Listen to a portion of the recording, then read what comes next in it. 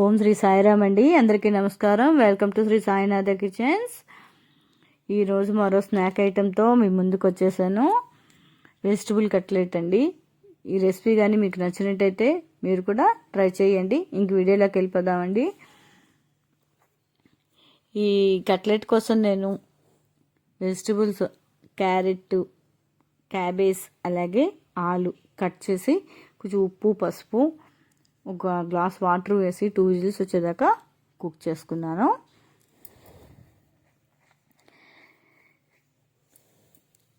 ఇలా అన్నీ వేసిన తర్వాత 2 విజిల్స్ వచ్చేదాకా కుక్ చేసేసుకున్నాను.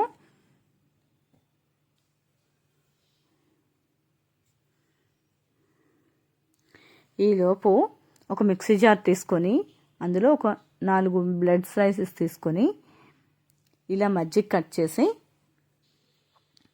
పౌడర్లా చేసుకున్నానండి. గ్రైండ్ చేసి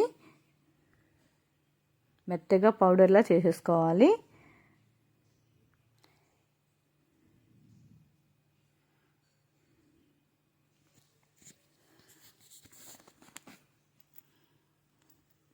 కుక్కర్ విజిల్స్ వచ్చాయండి, ఆపేసాను.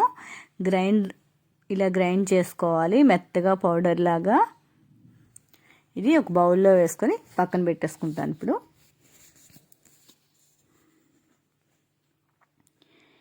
ఇలా బౌల్లో వేసి పక్కన పెట్టేసుకోండి. ఈలోపు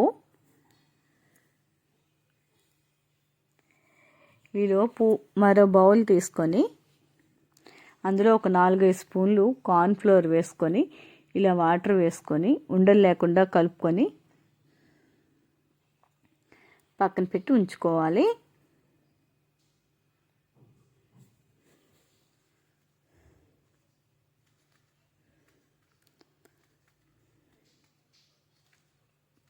పల్చగా కలుపుకోవాలి. ఇలా కలుపుకోవాలి పల్చగా. ఇది పక్కన పెట్టేసుకోండి. ఇప్పుడు కుక్కరు మూత తీసి బంగాళదుంపలు ఉడికాయలేదో చూద్దాం. ఉడికిపోయాయండి. వేడి ఆవిరి కొడుతోంది. ఇవి చల్లారాక వాటర్ మొత్తం సెపరేట్ చేసేసి ఒక బౌల్లో వేసుకొని స్మాష్ చేసేయాలి.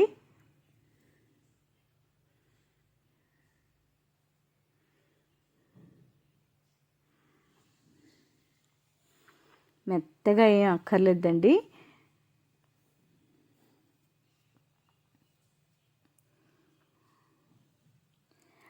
ఆల్రెడీ నేను ఉల్లిపాయలు, పచ్చిమిరపకాయలు తరిగి పెట్టుకున్నాను.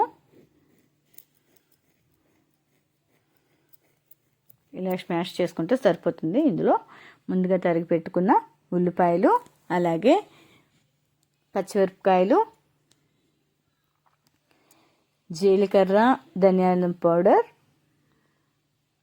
అలాగే కొంచెం సాల్ట్ కొంచెం వేసుకోండి. ఎందుకంటే ఆల్రెడీ ఉడికించినప్పుడు వేసుకున్నాం కనుక ఇందులో పెద్దగా పట్టదు. ఇప్పుడు వేసుకొని చివరిగా కొంచెం ఒక 1/2 టీ స్పూను కారం వేసుకుంటే సరిపోతుంది.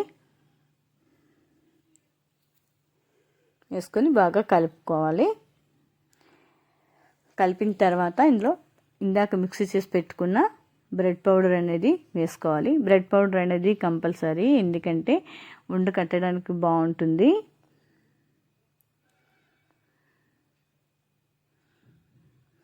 మనది ఉండ చుట్టుతున్నప్పుడు చక్కగా వస్తుంది.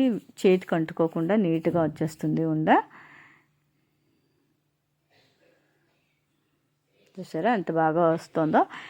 ఇప్పుడు ఇలా ఉండ చుట్టుకొని ఇలా బటన్ వేలతో దీన్ని ఒత్తుకోవాలి. ఒత్తుకున్న తర్వాత కార్న్ఫ్లవర్ వాటర్లో డిప్ చేసుకోవాలి.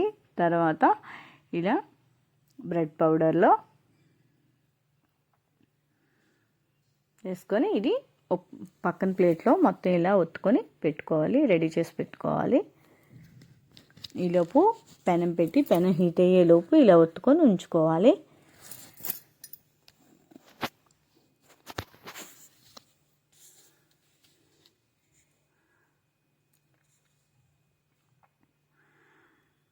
నెయ్యి అండి. ఇది ఆయిల్తోనైనా నెయ్యితోనైనా వీటిని మనం రోస్ట్ చేసుకోవచ్చు.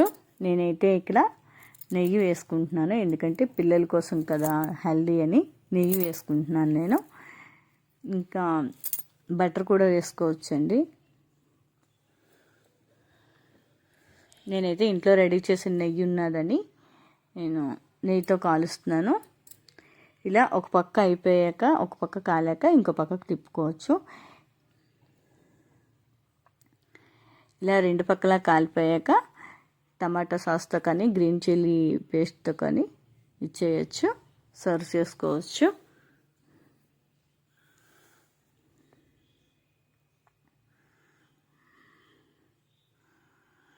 ఇది మనం నూనెలో కూడా డీప్ ఫ్రై చేసుకోవచ్చండి, కాకపోతే అది ఆయిలీగా అయిపోతూ ఉంటుంది, నూనె పీల్చేస్తూ ఉంటుంది.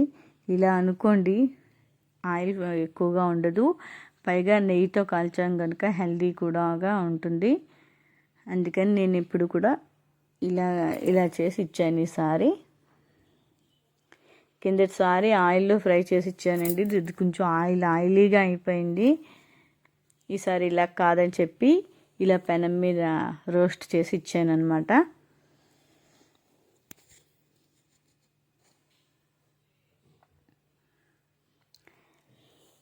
చివరిగా ఇలా డెకరేట్ చేశాను, టమాటా సాస్తో సర్వ్ చేశాను పిల్లలకి. ఈ రెసిపీ నచ్చినట్టయితే ట్రై చేయండి, అలాగే నా వీడియోని లైక్ చేయండి. థ్యాంక్ యూ ఫర్ వాచింగ్ అండి. ఓం శ్రీ సాయిరామ్.